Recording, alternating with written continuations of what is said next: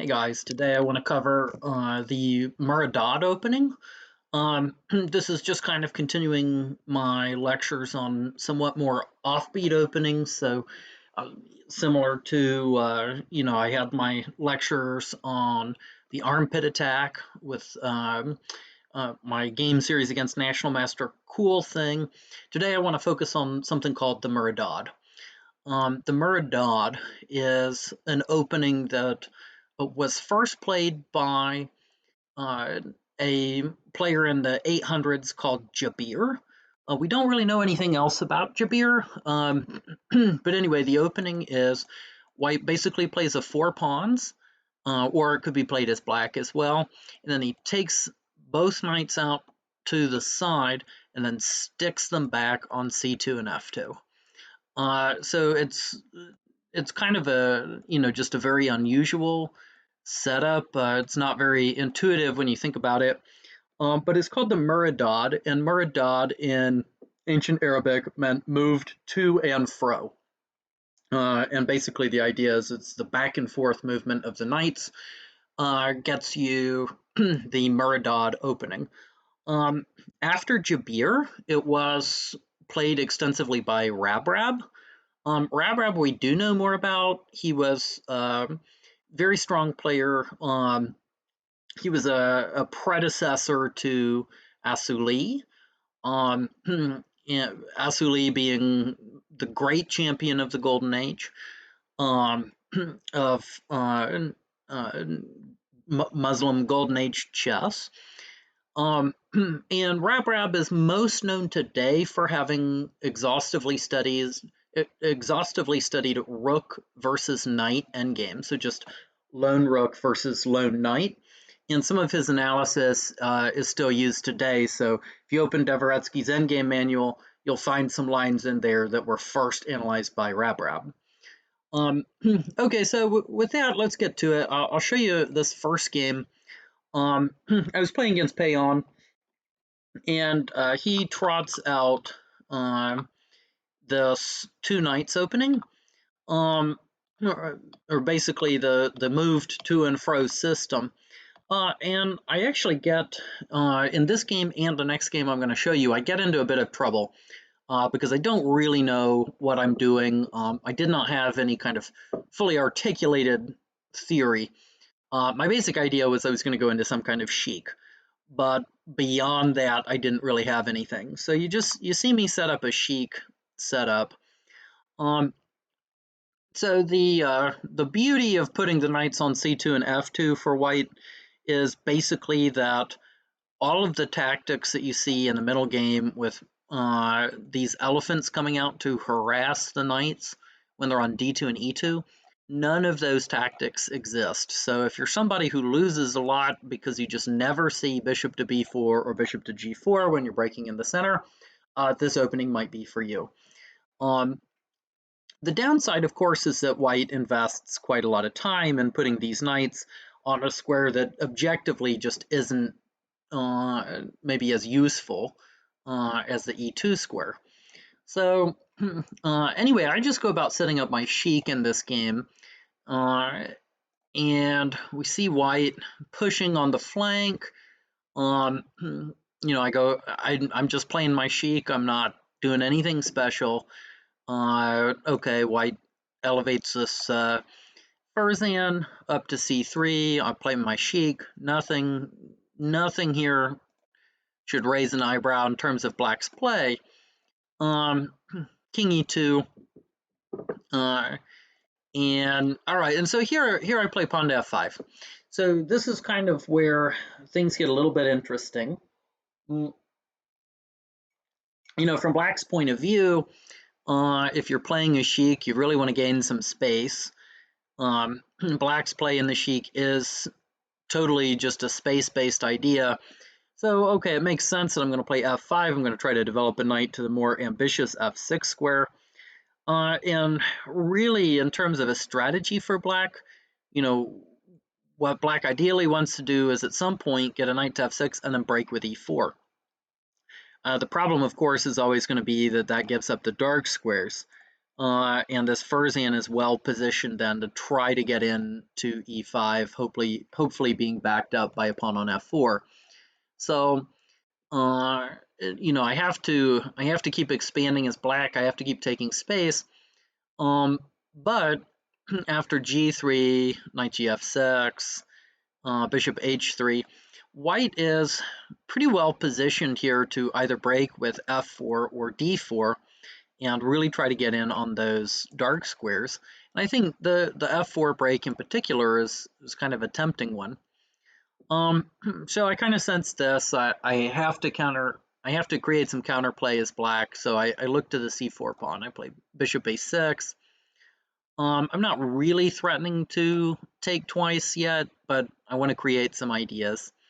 So, all right, rook ag1, kind of a interesting move. White kind of correctly senses, I think, there's probably not much more progress for him to make on the Shah side of the board, and so instead he's going to play for Fursan side. f4 is in the air and g4 is in the air. So just play king e7. I need to connect my rooks. I need to catch up on development. And then pawn to g4 is played here. I've got to defend on the g file, so I play rook hg8. And here white actually just doubles on the g file with rook g2. Yeah, it's kind of an interesting moment for me because white just has kind of a very clear plan. He's going to double and he's going to put pressure on f5, and he gets to expand with g5 at some moment if I'm careless. Meanwhile, black has a lot of space, but there's not really a clear plan. I would like to push my pawn to e4, but it always looks just very risky. So, pawn to e4, okay, probably takes. G takes. I guess white plays rook over. C takes, and again, it's not quite clear what black's plan is. The whole pawn chain is just kind of on fire, and black doesn't really want to take this way because after king takes, maybe knight check, king back. Seems like white has just gotten a grip on the dark squares and is going to be able to come in with a Fursan. So, and of course, taking this way as well isn't necessarily that promising. I guess from a tactical standpoint here, I guess there is takes, because after takes here, takes, and knight check, and I come through on c4. So, yeah, so looking at this, I mean, black's plan is e4. Maybe this is a missed opportunity. Maybe I need to go ahead and play it now. If I play pawn to e4, the idea is to play takes, check, and then take on g4. So maybe that's the right way to go. So c takes is another possibility. Then king takes, f takes, gonna run into knight here.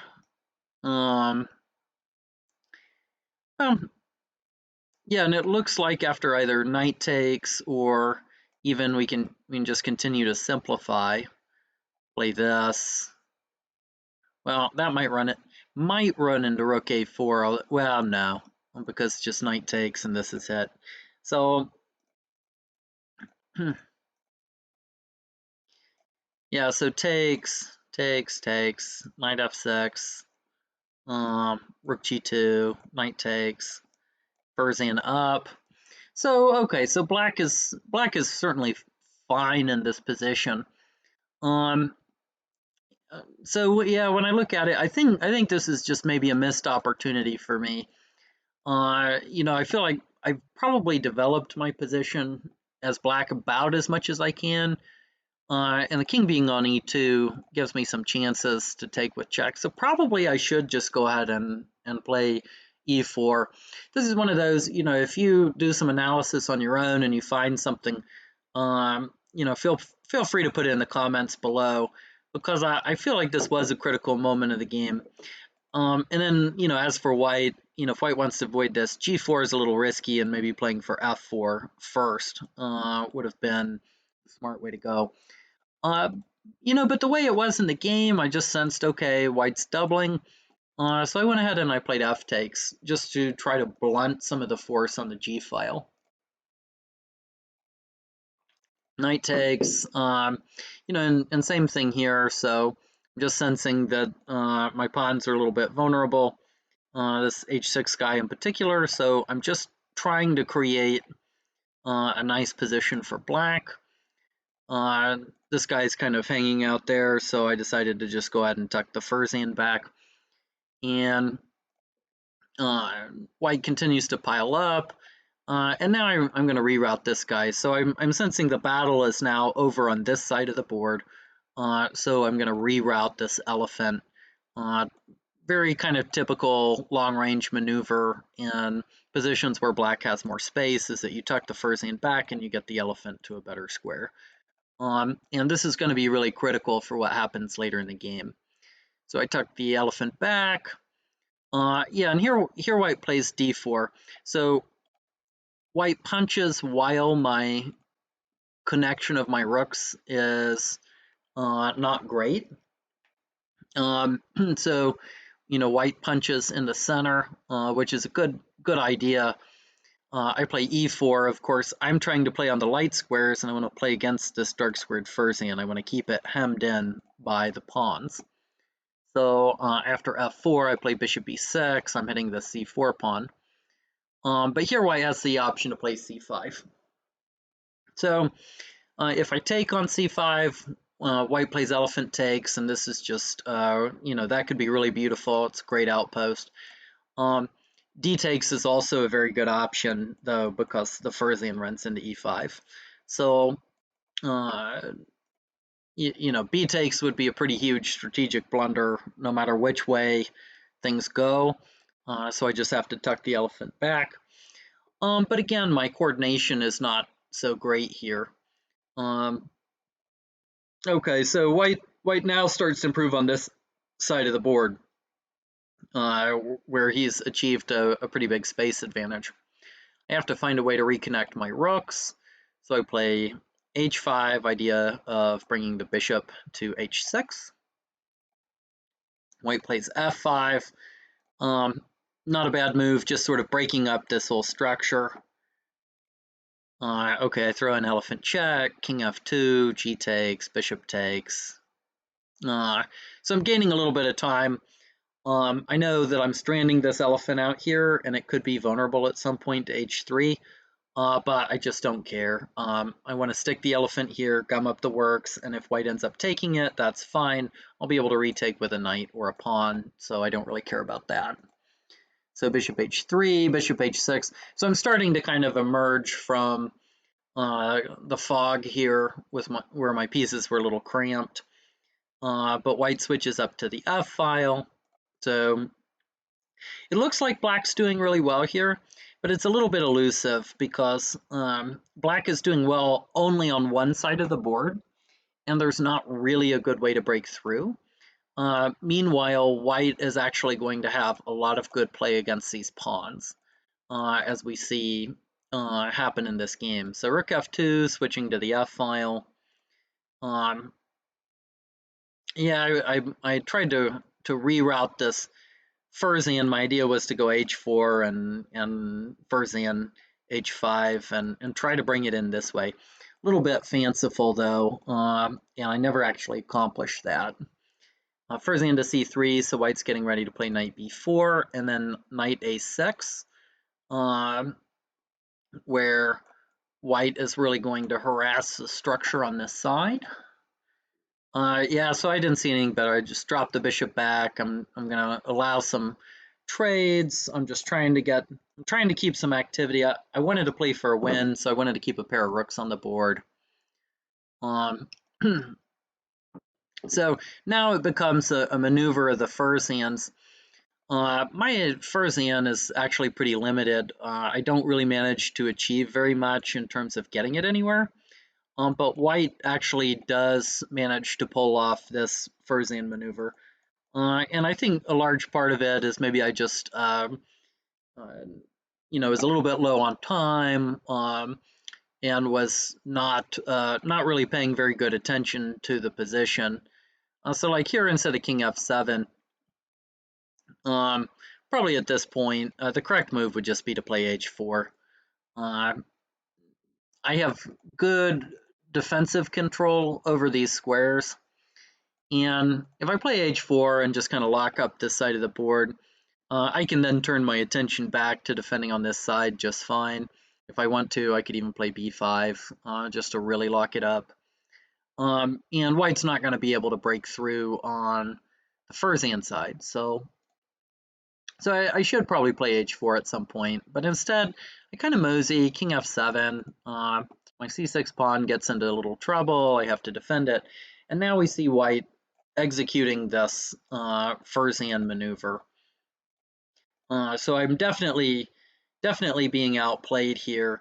I'm just shuffling my pieces and king f8. So again, I just need to play h4. I need to bite the bullet and just completely shut out this Furzian. But I don't do it. I play king f8, and this is probably, now this gets to be a really, really bad game for me because the white Furzian gets to g5. So we continue to do a little bit of dancing. I find, okay, I have to really kind of put my pieces on very bad squares. And white comes up with a very creative idea here. He's going to play rook f5 and then rook e5. Is it the best plan? Maybe not. Probably h4 for white, followed by bishop h3 is the right way to go, even though it gets up to g4 square. But after king g6, this is the idea, right? Is that okay? So I'm attacking these two, and then white plays rook to e5. So here I actually miss absolutely incredible variation that I'll show you, and that's why I think this rook to f5, rook e5 maneuver is very clever and it's very testing, but it's ultimately not best. And just h4 followed by bishop h3 would be the way to go. And white's really got a nice game. He's got a lot of pressure along the f file, and he's got the c6 pawn under pressure. But okay, so here I play rook f8, but this is this just allows h4 and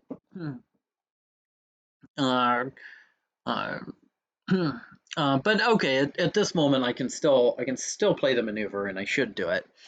So the correct move for black, instead of bishop g4, which is what I played, is I should play knight to e7.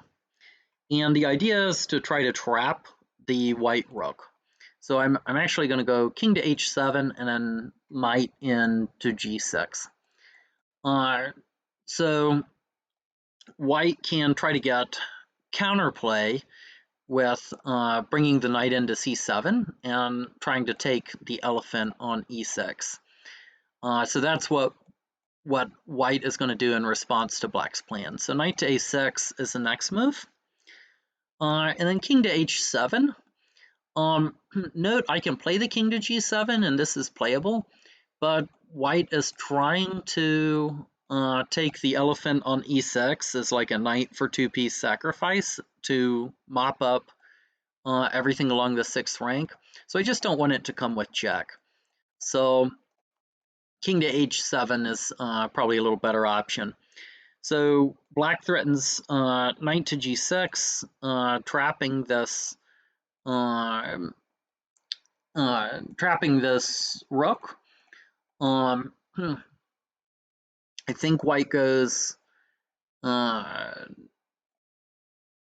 Let's see. So yeah. So one idea. So white can play bishop to h3 here. The idea would just be knight to g6, rook comes to f5, and white's fine now.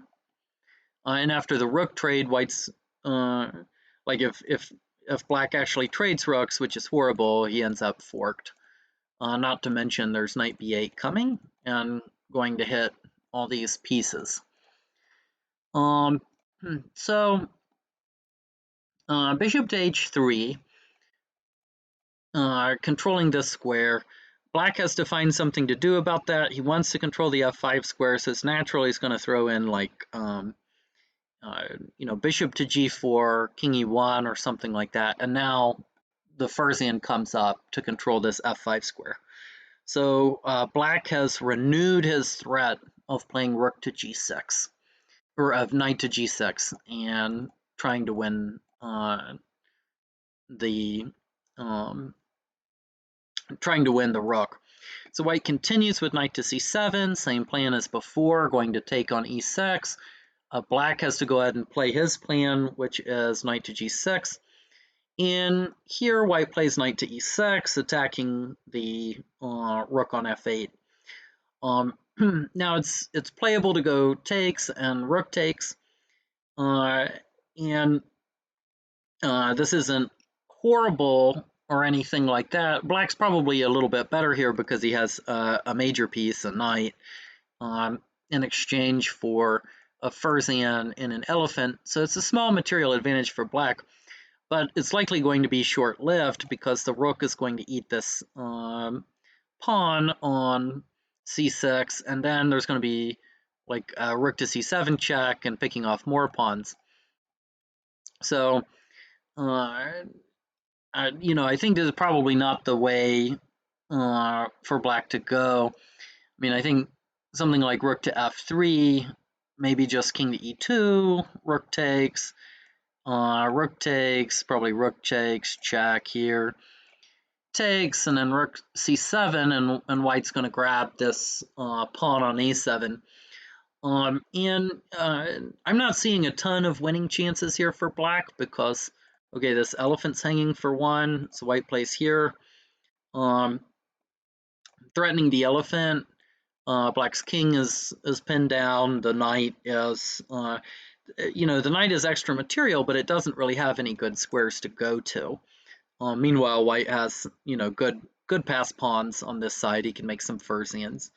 So I don't really get the sense that there's a good win there. But the answer is that instead of playing the materialistic bishop takes, if black actually continues the attack, he can just play rook to f3, which is really just an amazing shot. And it threatens this elephant on h3, and amazingly, it's just very, very difficult to come up with anything to do. So, of course, the reason here black doesn't play knight takes is that, knight takes here is check. But if black gets the rook out of the way, then white's rook is threatened. So, anything like bishop f1, this is just going to lose after knight takes, d takes, and then black goes up major material. So this ends up just being really, really bad. So really, really bad for white. And in terms of trying to think of what to do, bishop check or something like that. I think probably just king to g8, and the rook on e5 is still threatened. So white has to get this rook out. He's going to play rook to f5, but now black can just take the knight. Black just takes the knight with no problem, and then rook takes, pawn takes, and there's no rook coming in along the 7th rank here. So white is going to end up being down some material. Black just has the extra knight for a Fursian, and it's probably going to end up being a Fursian and pawn after king f2 and king takes. But black should have really, really good winning chances in this endgame since he has the major piece. So this is just kind of illustrative of some of the ideas that are going on in this position. Um, so knight to e7 in order to trap the rook was the right way to go. But instead, I falter a little bit. I play bishop check, king e1. Now I've given up the idea of knight to e7. So I play rook to f5 to try to take some material off the board. Now I just figure at this point, black's just sort of haggling for a draw. Because I'm weak on the dark squares and I'm weak on the c6 square. So I just decided at this point I was going to play for a draw. And then, bishop e6, king g3. I think at this point, maybe white misses a shot because I think here there's some issues. So maybe knight to a6 with the idea of knight to b8, hitting these 2 points. This actually looks really tough, right? Because if knight over to defend this, then this elephant drops. So what is black going to do? Well, probably here with the idea of bringing the Fursan over to defend. Let's see, what can we do about that?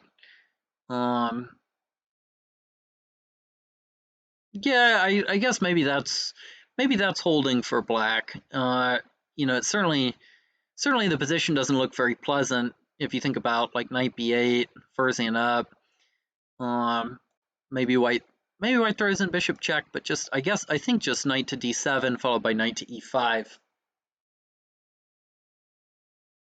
This looks really bad, and in fact, kind of a hilarious line that you could see. So knight to e7, white plays knight to e5, and the idea is actually just so b takes, bishop to h3 is mate.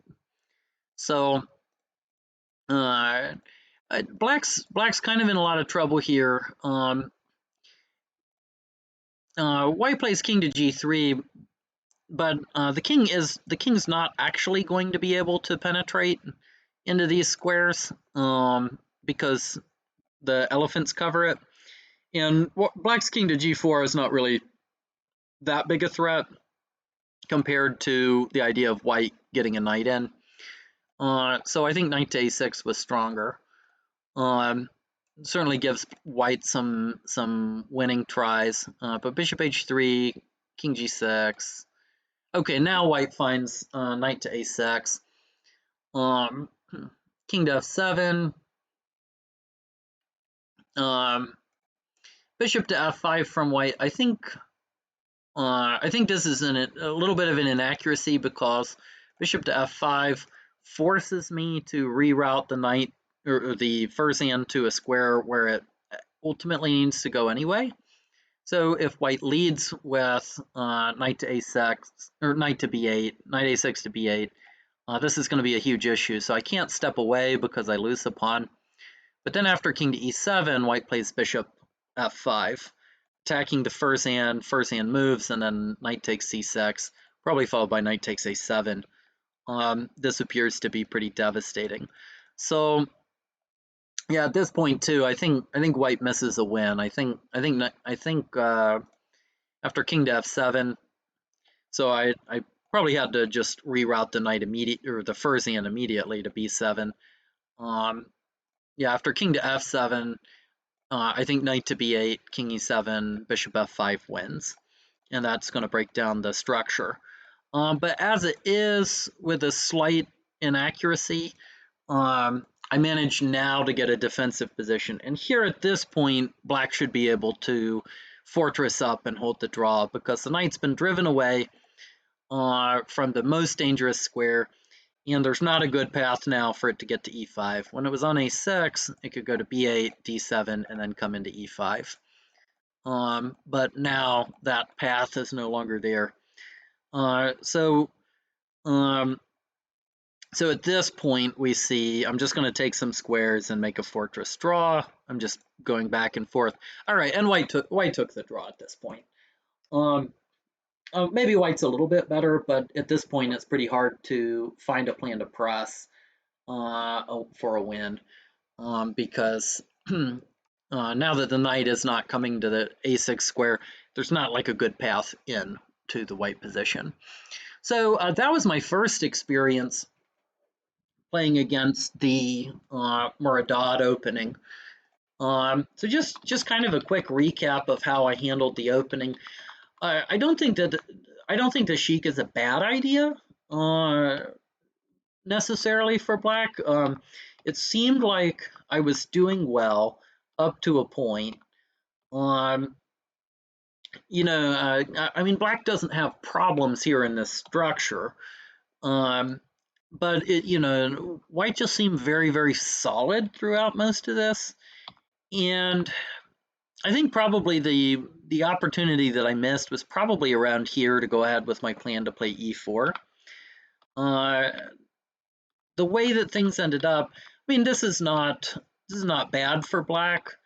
Um, the position that we got in the game, I'm doing okay. Um, I did ultimately end up in danger of losing, largely because I made a really big mistake in allowing the maneuver of the white Fursian all the way into the g5 square. If I prevented it with h4 at the right moment, then I would have been fine. Ultimately, though, like that game probably would have been drawn. So uh, the way that I felt about this game is that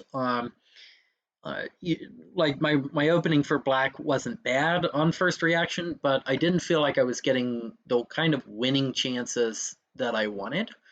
Um, I did get a winning chance in this game, but it was only because of the very kind of bizarre and creative idea from white of putting the rook on e5, which didn't quite work, but the maneuver was so deep uh, to get there in terms of finding this path for trapping the rook and then finding this really beautiful move rook f3 at the right moment.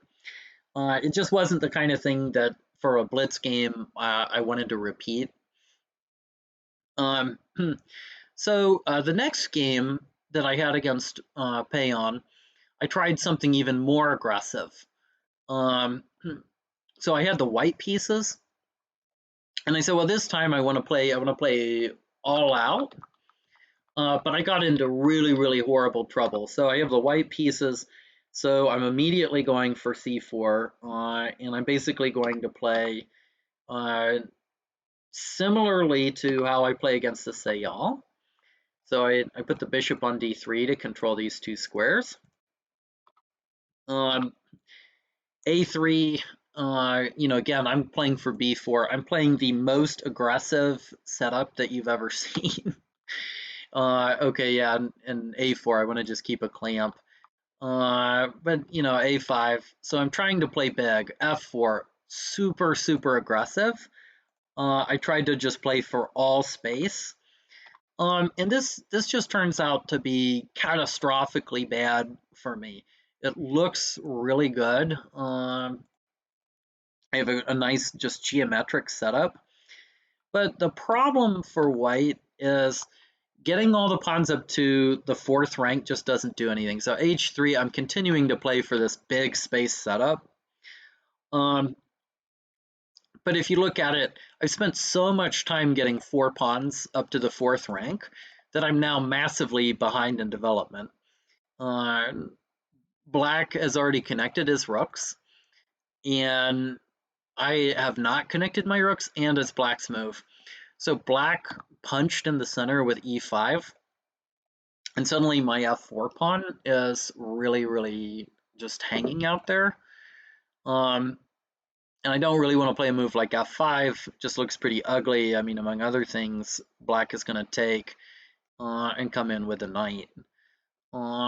So uh, so I end up having to concede this point. I play f takes, and then d takes is a good. This was a good move because black is going to bring his knight to d6 and put pressure on the c4 pawn. I play pawn to d5, and black plays knight d6, hitting the pawn on c4. And at this point, I guess I think I fall into think here, or maybe not yet. Oh yeah, yeah. I still don't quite fall into think here. Yeah, and here I think for 2.5 minutes, because I realized that I was worse. It wasn't until I played the very aggressive c5 takes king f7 that I was able to take stock of this position and realize that I was now massively worse because black has completed development, has open files on the B file. My pieces are all just sort of hanging out here, and I have nothing to do with them. So instead of c5, I can keep the balance in the game. Black's threatening bishop takes c4, so I can play knight d2. And I'm not worse yet. Um, the for now at least, I'm kind of holding everything, and my plan's probably going to be all right, king e2 or king c2, and I've just got to develop, get my rooks connected, and so everything's holding. But black can even play this furzing it up.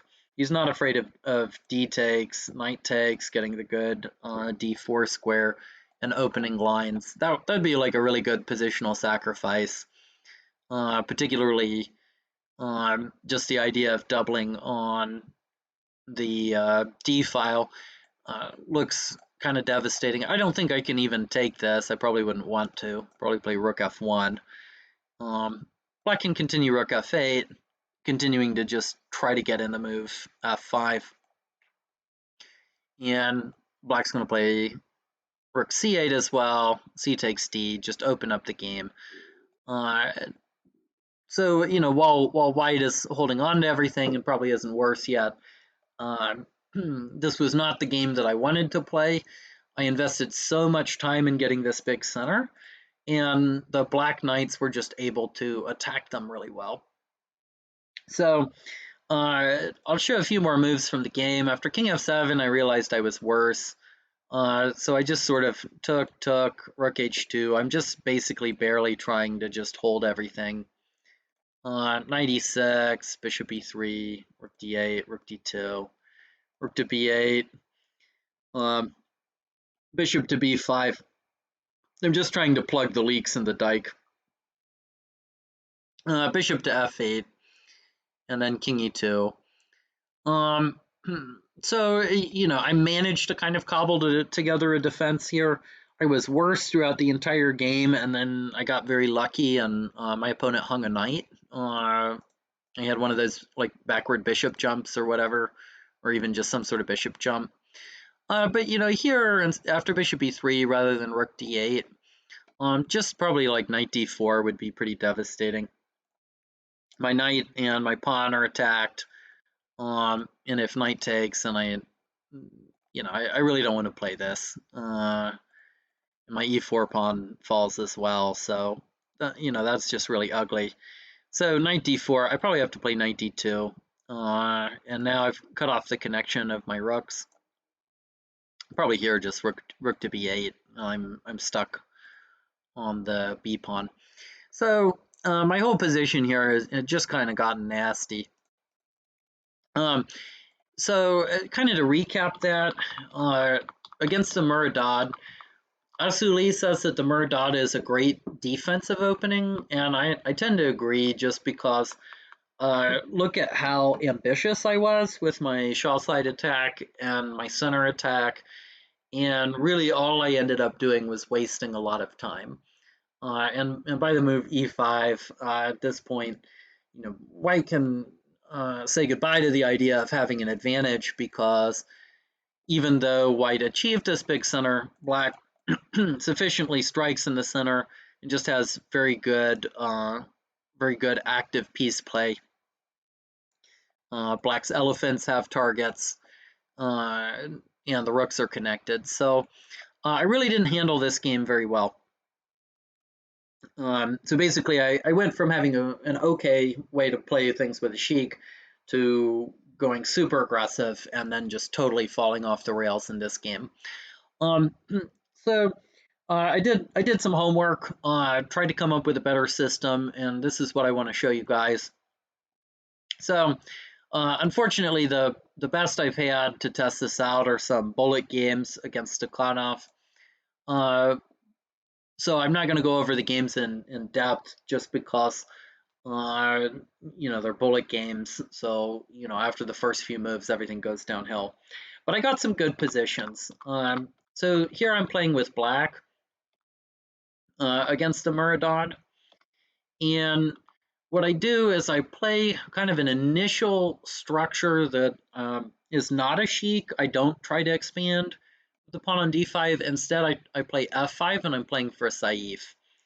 Um, and before even committing to a move like f5, what I want to do is I want to open up the 7th rank for the possibility of a rook lift to bring this rook into the game. So my whole idea in this structure is if white just continues to play, so he plays h3 there, but like let's say that he continues with b3, I play a6, bishop a3, rook over, bishop h3, maybe I play f5 here, and then let's say king e2, knight f6, and Fursan d2. So this being kind of the structure that Peon set up against me. My whole idea here is that I've set up a very flexible structure with black. So I've taken space, but not too much space. I have not overextended myself. I've just taken a little bit of extra space. And I like this because black setup really kind of flows here. So for instance, black has a few choices. He can play like c5 and knight c6, or if you want to go something like rook to e7, just putting some pressure on the king, making it less comfortable for white to play a move like d4 or f4. This looks good. If white continues something like rook e1, then we have knight d7. Rook f1 or something like this. Now, black can decide if he wants to play for d5, bishop d6, and e4 eventually, or he can continue with a little bit more quiet play, and play something like king c7. The king can even come to b7. If black wants to, he can play a5, bishop a6, just to take a little more space, develop some pieces. And then another idea, rook g8, and then trying to get the pawn into g4. So black just has a lot of flexibility and a lot of options in this line, and that's why I like it. So it's not predictable exactly how black is going to play, and he's taken advantage of the space advantage. He's taken advantage of the fact that white has invested a lot of moves, twice as many knight moves in terms of development as what black will spend, and not really to get the knights to better squares. So black takes advantage of all of that without running the risk of overextending the structure. So let's take a look at how this game went. So after b6, white played h3 here. I just continued f4, f5, and then g4. G4 is definitely kind of like a bullet move. I played knight f6, which is fine. And then after g5, knight h5, now I had really good pressure on f4, so white was forced to take. Rook g1, I guess this pawn's just a little weak. Rook a7. So now I have just a really open, flexible game. Knight b4 is probably not very helpful for white because I hit it and I came back. And then after d4, just c takes, e4. And at this position, black's really dominating here because he's going to end up with a better first hand than white. Bishop a3 here, and so I'll stop the analysis here. I'll just say black at this point has a really good position. I managed to dominate this opening. The elephants just do a great job controlling all of the squares along the fourth rank, and the Furzan is unassailable on d5, and the way that I won here was basically I can play rook to f8, and I have the break pawn to f4 at the right moment. Meanwhile, white just has no pawn breaks at all. So this was a really dominating position for me. Um, I was helped a little bit by this move knight b4, but I like this position for me. The idea is just d4 is met by pawn to e4, and I get this like really nice outpost on d5 for the first hand. And then, of course, after g4, another idea, I could just play e takes, and then bishop h6. And I think maybe this picks up the pawn. Yeah, I mean, that's just kind of bullet stuff. White probably just gives up the pawn on f4, probably just like plays the first hand up or something. So that's just another thing to keep in mind. But knight f6 also worked to create a big advantage. So that was the first bullet game that I played against Stakhanov. We did another one. This time I had white, and we saw Stakhanov going for the Muraddad. So I set up the same kind of structure, set up this Saif structure. And here Stakhanov played immediate d5 push. Yeah, which is, probably like it's kind of like a really reasonable way to go. The classical Muraddad actually sees black managing to get in Furzan up, pawn up, just showing what actually gets on the board. Furzan gets into e6 and the bishop gets into d6. So, if black had time to play out the whole tabia, you'd have as well some play on the Shah side. Of course, all of those moves is just in a modern game of Shatranj, it's completely unrealistic that one player would be able to play out that entire tabia. It's just a little far-fetched given how much time is given up moving the knights in. But pawn to d5 seems like a reasonable try. Play knight f3, and black's plan or white's plan in these structures is to play pawn to e5 and play pawn to d4. It's basically like a French defense advance variation where the elephant comes out and hopefully controls a c5 square, so that black won't have any breaks. And the knights are not super good on c7 and f7 here. Probably this knight would rather be on d7 where it helps support the c5 push. So black tried to mix the structure up a little bit, but king e7. So this position here is just a little bit better for white. I can certainly play kind of normal moves, king c2, bishop a3, bishop d3, centralize the rooks, and then I'm going to play for the e5 push to put pressure on the black king. As it was in the game, I played a little bit more inspired chess, so to speak.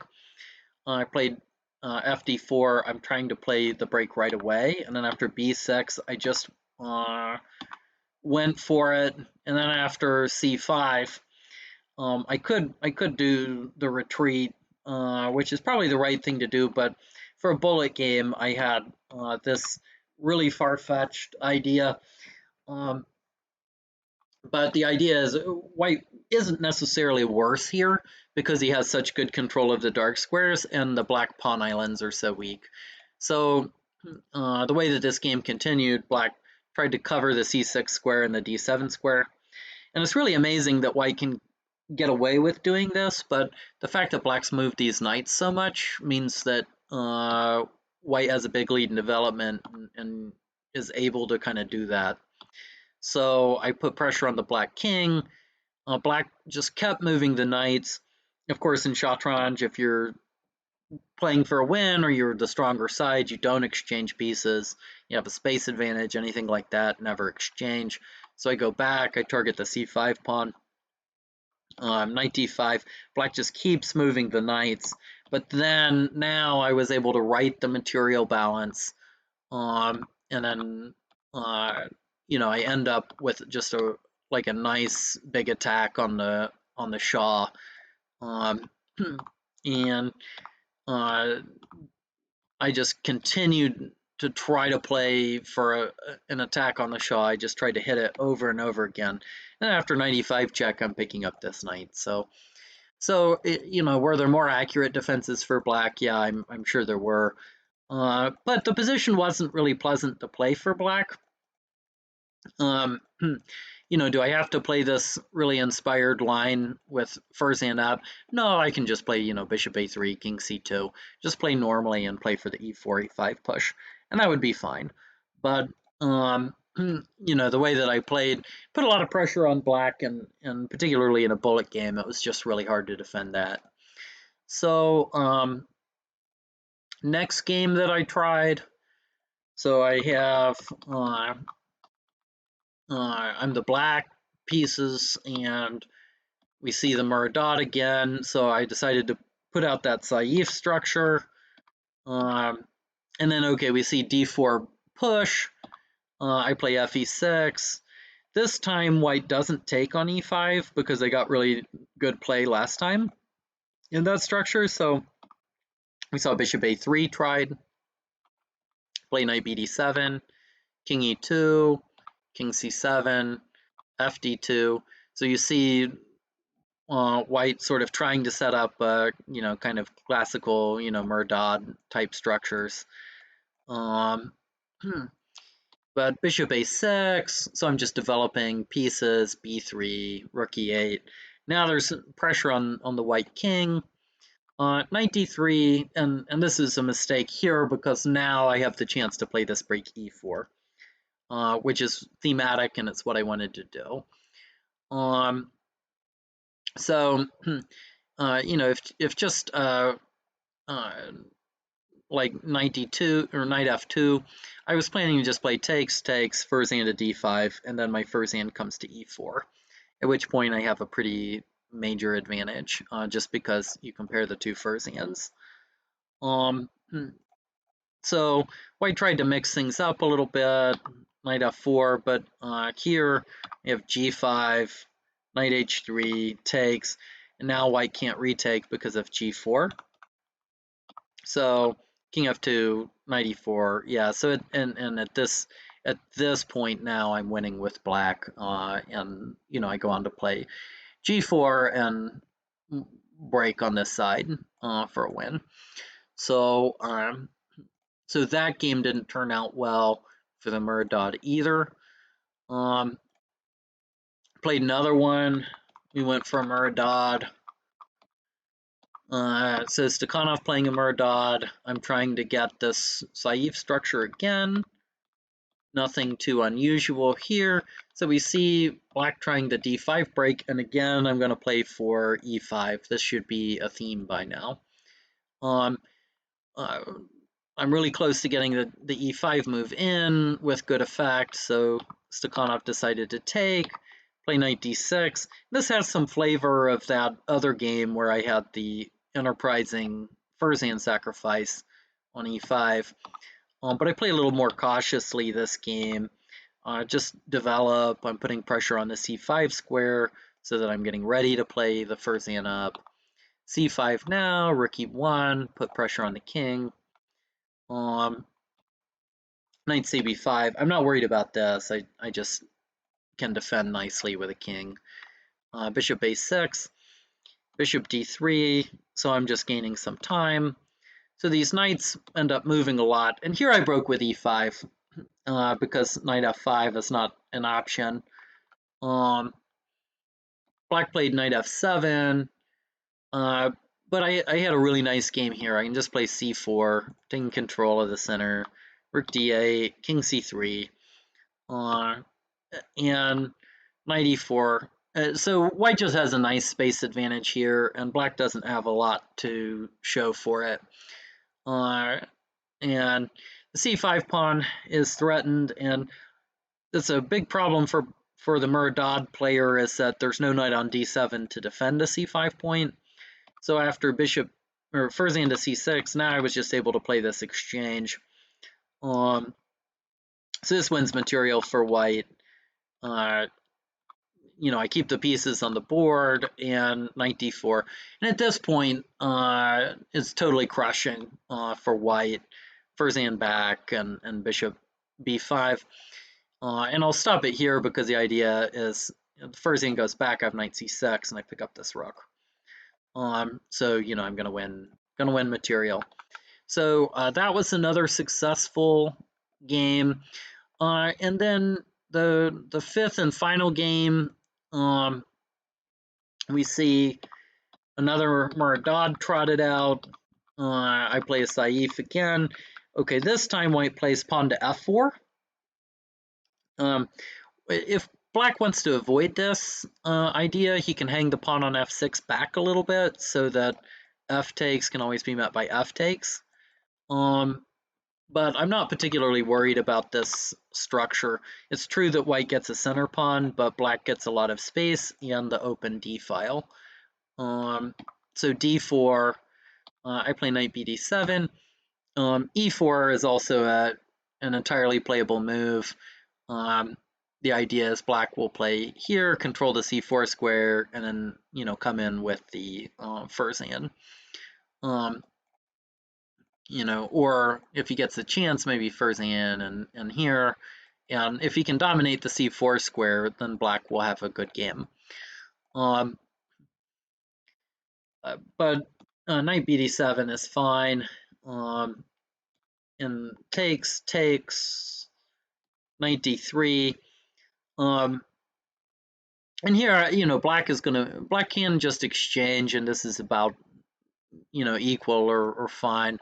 But I wanted to keep playing some really interesting stuff, so I reroute this knight to e4, which I think is probably a good move. b3, knight d6, knight e5, knight fe4, knight d4.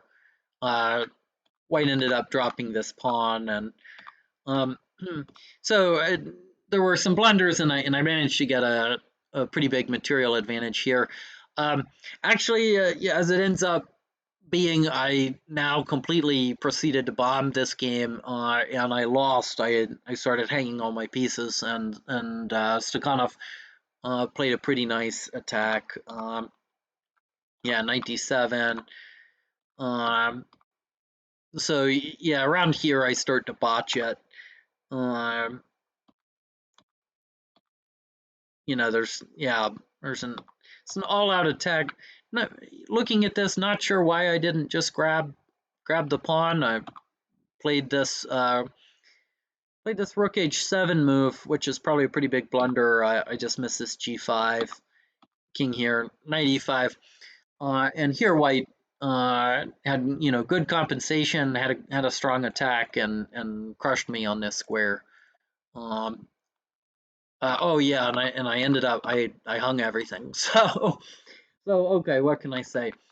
But of course, none of that was necessary. I mean, among other things, okay, so knight e4, knight c4 is fine. And also just play the exchange here, bring the bishop out, and black would have been up material. So I managed to have some success with a Muraddad, or against the Muraddad with this Saif structure that I came up with as being like the right way to play. I'd be curious to see as the theory develops a little bit. The main players of the Muraddad right now are pretty much Peon, and Stakhanov plays it in his bullet games. He hasn't been playing it much, I think, uh, in anything longer than bullet. Um, in terms of the final evaluation of the Muraddad, I don't think we're there yet. Um, it is a defensive opening rather than an offensive opening. I think that's something that we can say um, pretty and be secure in that belief. Um, Asuli said it, and I think it's true even today. Um, and I think we're also safe in saying that if you're playing against the Muraddad, you want to be careful not to overextend your pawns, as I did in my second game against Peon. Um, but if you get a chance, with white, you maybe want to play for an e5 break. If you're playing with black, you might want to play for an e4 break. You just have to just be sure that everything's really well prepared and that you stay ahead on development if you want to play one of those kind of breaks and uh, try to get a big space advantage and play for the win.